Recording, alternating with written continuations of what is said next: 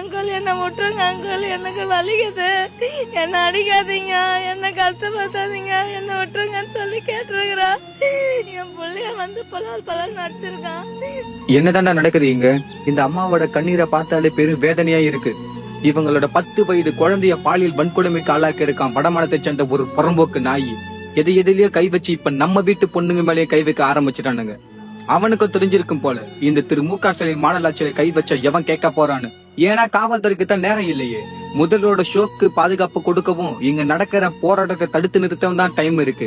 இந்த நிலைமையில இருக்கு தமிழ்நாட்டின் சட்ட ஒழுங்கு.